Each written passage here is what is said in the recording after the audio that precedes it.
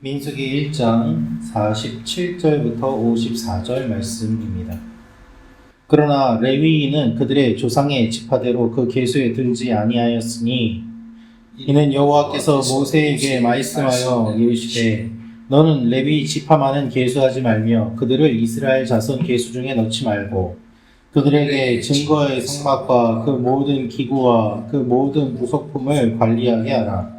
그들은 그 성막과 그 모든 기구를 운반하며 거기서 봉사하며 성막 주위에 진을 칠지며 성막을 운반할 때에는 레위인이 그것을 걷고 성막을 세울 때에는 레위인이 그것을 세울 것이요 외인이 가까이 오면 죽일지며 이스라엘 자손은 막사를 치되 그 진영별로 각각 그 진영과 군기 곁에 칠 것이나 레위인은 증거의 성막 사방에 진을 쳐서 이스라엘 자손의 회중에게 진노가 임하지 않게 할 것이라. 레위인은 증거의 성막에 대한 책임을 지킬지니라 하셨습니다. 이스라엘 자손이 그대로 행하되 여호와께서 모세에게 명령하신 대로 행하였더라. 아멘. 오늘 말씀은 레위 지파를 계수하지 말라는 하나님의 말씀이 기록되어 있습니다. 레위 지파가 어떤 일을 해야 되는지에 대한 이야기도 나와 있습니다. 오늘 이 말씀을 통해서 우리에게 주시는 하나님의 마음이 있는데 첫째로 우리가 알 수 있는 것은 각각의 역할이 다름을 알게 하옵소서입니다.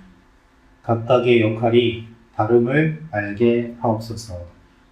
47절부터 49절 말씀 제가 다시 읽어드리겠습니다.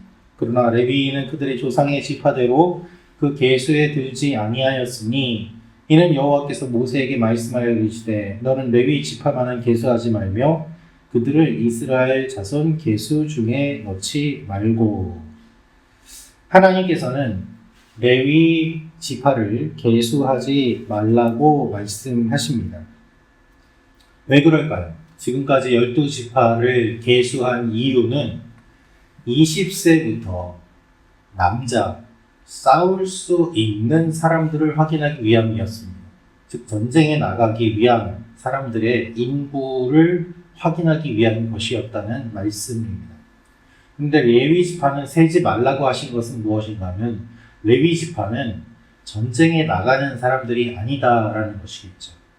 이들은 그러면 무엇을 합니까? 성막에 관련된 것, 하나님의 일에 관련된 것, 그 일을 하는 존재들입니다. 그래서 레위 지파를 계수하지 않으면은 레위 지파가 빠지는데 그럼 레위 지파 대신에 어떻게 하면은 될까요? 그 레위 지파가 빠진 자리를 요셉의 두 아들인 에브라임과 므낫세가 메우게 됩니다. 원래 에브라임과 므낫세 둘을 한 것은 레위 지파가 빠지게 되니까 빠지는 대신에 하나를 더 넣어야 되지 않습니까? 그러니까 총 합해서 12로 주님이 만드시고 레위 지파는 하나 빼신 거예요. 자, 그렇게 해서 결국 싸울 수 있는 지파들은 따로 세우시고 예배와 봉사를 위한 지파를 따로 세우신 것이죠. 여기에서 우리가 알 수 있는 사실이 있습니다. 그것이 바로 역할이 각각 다르다는 것입니다. 싸워야 되는 사람들이 있고 성막을 지켜야 되는 사람들이 있는 것입니다. 이것은 어느 것이 좋고 어느 것이 나쁘다라는 의미가 아닙니다. 어떤 것은 더 높고 어떤 것은 낮은 그런 의미가 아닌 것이죠. 다르다는 것이 차별이 있다는 의미가 아닙니다. 여러분, 우리는 오해해서는 안 됩니다. 하나님의 일은 거룩하고 내가 하는 직장과 사업과 이런 일은 거룩하지 않은 것이다. 아니요, 하나님은 그렇게 구별하지 않으세요. 그냥 맡겨주신 역할이 다른 거예요. 목회는 거룩하고 그렇지 않은 일들은 그렇지 않다. 거룩하지 않다. 아니, 하나님이 다 맡겨주신 거룩한 일인데 그 영역이 교회의 목회로 나타나는 것이고 그 영역이 사회에서 내가 살아가는 영역으로 나타나는 것입니다. 하나님이 여러분에게 맡겨주신 일들은 다 거룩한 것이고 다 소중한 것입니다. 그것을 생각해야 되는 것입니다. 그래서 똑같이 하나님의 자녀인데 역할이 다를 뿐이지 그 안에서 높낮이가 있는 것이 아니라는 것이죠. 이것을 오해하면은 이게 계급화가 되게 됩니다. 이스라엘 백성들이 이것을 오해했기 때문에 나중에 계급화가 되지 않습니까? 대제사장과 서기관과 바리새인들, 그들은 하나님과 더 가깝고 그렇지 않은 사람들은 저 멀리 하나님과 멀어져 있는 것처럼 보는 이 여러 가지 일들, 부작용들이 일어나지 않습니다. 하나님은 우리에게 맞는 직분과 역할을 주십니다. 손이 있고 발이 있고 눈이 있습니다. 바울이 고린도 교회에 그와 같은 이야기를 하는 것입니다. 그래서 역할이 다름을 기억하고 오늘도 맡겨주신 일에 우리가 각자 최선을 다할 때 하나님의 영광이 드러나게 되는 것입니다. 우리의 각각의 역할이 다름을 알고 다른 사람 역할을 또한 부러워할 필요도 없고 맡겨주신 것들 최선을 다하며 하나님의 영광을 나타내는 여러분과 제가 되기를 원합니다. 두 번째로 알 수 있는 내용은 하나님께서 저주를 은혜로 바꾸어 주십니다. 하나님께서 저주를 은혜로 바꾸어 주십니다. 우리 50절 말씀 다시 한번 읽어보도록 하겠습니다. 시작. 그들에게 증거의 성막과 그 모든 기구와 그 모든 부속품을 관리하게 하라. 그들은 그 성막과 그 모든 기구를 운반하며 거기서 봉사하며 성막 주위에 진을 칠지며. 아멘. 레위 지파가 성막과 관련된 일들을 한다는 것은 하나님의 언약궤가 있는 그 근처에 가장 가까이에서 섬기게 된다는 의미이기도 하지요. 야곱의 딸 디나가 강간을 당했습니다. 그런데 자신의 누이가 그 험한 일을 당한 것을 보고 레위와 시므온이 복수를 하면서 대량의 학살극을 펼치게 됩니다. 할례를 받으면 우리 누이를 아내로 맞이하게 해줄 것이다 라고 이야기를 해서 할례를 받게 하고 움직이지 못하게 되었을 때 쳐들어가서 사람들을 살육을 했던 것입니다.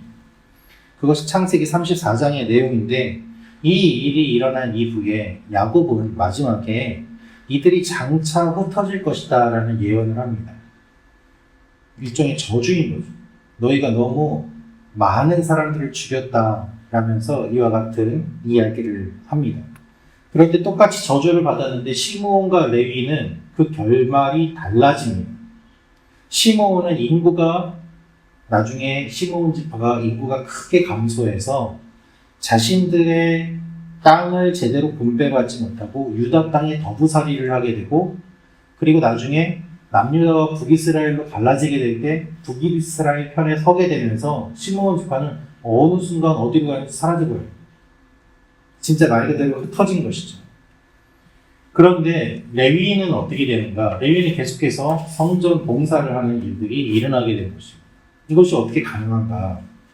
금송아지 사건이 일어났을 때 레위 지파가 가장 먼저 앞장서서 그 주동자들 3,000명을 죽입니다. 하나님의 거룩한 분노를 막아서면서 이 사람들이 먼저 앞장서고 자발적으로 영적인 것들을 세우겠다면서 악한 것을 끊어내는 일들을 하는 것이 나옵니다. 그 결과 그들이 성전에 관련된 일을 하도록 하나님이 맡겨주신 거예요. 물론 이들도 역시 흩어지게 되지만 결정적인 순간에 회개하고 하나님의 일을 하면서 흩어지는데 흩어져서 없어지는 것이 아니라 각 지파의 레위 지파들을 또 보내서 그 지파들의 영적인 말씀을 가르치고 하나님의 일들을 하게 하고 백성들을 하나님께로 돌아오게 하는 그 역할을 하도록 흩어지는 것으로 달라지게 됩니다. 시므온 지파와 레위 지파가 처음에는 야곱의 이야기, 저주의 얘기는 똑같이 봤지만 둘의 경과가 달라지는 것을 보게 됩니다. 하나님께서 성막에 관련된 일을 맡겨주신 것입니다. 하나님 놀랍게 사용하시는 것이죠. 하나님의 저주가 있는데 어떻게 이 성막을 맡겨주시는가? 하나님께서 하시는 신묘한 일이 바로 이거예요.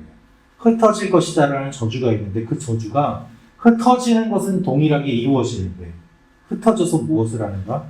하나님의 일을 하도록 하나님이 그것을 놀랍게 조화시켜서 합력하여 선을 이루게 하시고 변화시켜 주시는 일을 레위 지파를 통해서 우리가 보게 됩니다. 여러분, 오늘도 하나님께서는 우리에게 있는 나쁜 것들, 악한 것들, 어떻게 보면 저주처럼 보이는 것들, 그거를 바꾸셔서 하나님의 일을 하는 것으로 만들어 가세요. 하나님 그렇게 하실 수 있는 분이에요. 하나님 역전의 명수예요. 도저히 안 될 것 같은데, 이건 도저히 저주고, 이건 도저히 내가 망하는 것 같은데 어떻게 하나? 라는 생각이 안 나요. 그런데 하나님께서는 놀랍게 이끌어가세요. 그래서 내가 망할 것 같은데 오히려 그것이 더 잘 되는 길이 되고, 내가 저주인 것 같은데 그것이 오히려 축복이 되는 그런 일들이 우리 신앙생활 가운데 얼마나 많이 일어납니다. 예수 그리스도의 십자가는 저주였습니다. 사람들은 십자가에 달려 죽기 싫었습니다. 가장 나쁜 사람이 달려 죽는 끔찍한 형벌이 십자가였습니다. 그러나 주님은 십자가를 구원의 도구, 은혜의 도구로 만들어 주지 않습니다. 하나님이 하시는 그 결정적인 클라이막스가 바로 십자가예요. 주님이 그렇게 하시는 것이 십자가를 통해서 드러난 것처럼 우리의 삶에도 그런 일들이 일어납니다. 여러분의 삶 가운데 일어나는 모든 일들 하나님이 사용하시면 축복으로 바뀔 줄로 믿습니다. 세 번째로 우리가 알 수 있는 내용은 영적인 영역을 지키는 사람이 되게 하옵소서입니다. 영적인 영역을 지키는 사람이 되게 하옵소서. 우리 51절, 52절 말씀을 다시 읽도록 하겠습니다. 시작. 성막을 운반할 때에는 레위인이 그것을 걷고 성막을 세울 때에는 레위인이 그것을 세울 것이요 외인이 가까이 오면 죽일지며 이스라엘 자손은 막사를 치되 그 진영별로 각각 그 진영과 군기 곁에 칠 것이다. 레위인은 성막을 이동하는 중요한 책임을 맡았습니다. 이제 이 이후에 진을 편성하고 행군하는 내용들이 나오는데, 이 성막이 움직이는 것에 따라서 각 지파들이 진영을 이루면서 이동을 하게 됩니다. 그 중심은 성막이었어요. 이동이 멈추면 성막을 다시 조립하고 그것을 세웁니다. 그리고 성막을 경비하게 되었습니다. 외인이 가까이 오면 죽이라고 합니다. 낯선 사람들, 무단 침입자들은 죽이라는 말씀입니다. 사람들이 많으니까 그 중에 사람들은 몇몇 사람들, 하나님을 깊게 생각하지 않는 사람들, 잘못된 호기심을 가진 사람들, 그런 사람들은 도대체 저 성막 안에 뭐가 있길래 저렇게 소중하게 여기나, 저 언약궤 안에 뭐가 있길래 저렇게 소중하게 여기나, 한번 몰래 들어가서 열어보자 할 수도 있는 것이거든요. 특별히 이방인들이 몰래 밤에 들어와서 성막을 헤집어 놓을 수도 있는 일이거든요. 그래서 하나님께서는 이것을 지키라. 그렇게 오는 사람들, 그들은 죽여도 된다고 강력하게 말씀을 하시는 것입니다. 영적인 영역을 지켜야 된다는 겁니다. 여러분, 영적인 영역이 우리의 삶의 중심입니다. 정신 잃으면 다 끝나는 것처럼 우리 영적인 것들을 잃어버리면 정말 끝나게 됩니다. 믿지 않는 사람들은 호랑이에게 물려가도 정신만 차리면 된다고 이야기를 하지만, 믿는 사람들을 그 표현을 어떻게 생각을 해야 되는가 하면, 우리가 호랑이에게 잡혀가도 영적인 것들을 붙잡으면 살 수 있는 것이죠. 마음만이 아니라 우리 영혼의 중심이 바르게 서 있어야 흔들리지 않고 하나님 앞에 나아갈 수 있고 살아날 수 있습니다. 무릇 지킬 만한 것보다 내 마음을 지키라. 생명의 근원이 이에서 남이니라 말씀하시지 않았습니다. 우리 영적인 영역이 무너지면 모든 것이 무너집니다. 반대로 잘 사는 것처럼 보여도 영적인 영역이 무너지면 잘 사는 것이 아니라는 것임을 우리 기억해야 되는 것이죠. 다른 것이 다 무너져도 영적인 것이 안 무너지면 살아날 수 있습니다. 우리 민족이 그렇게 살지 않았습니다. 전쟁 끝나고 다 망했을 때 영적인 거 붙잡고 오지 않았습니다. 그래서 잘 살게 되지 않았습니다. 잘 살게 되니까 영적인 거 다 버려두고 겉으로 보이는 것만, 물질적인 것만 그렇게 따라가는 일들이 일어나기도 하지 않습니다. 영적인 것을 붙잡아야 됩니다. 가장 중요한 것은 백성 한가운데 있는 성막이었습니다. 우리도 레위인들처럼 깨어서 우리의 영적인 영역을 잘 지키는 일들이 일어나기를 기도합니다.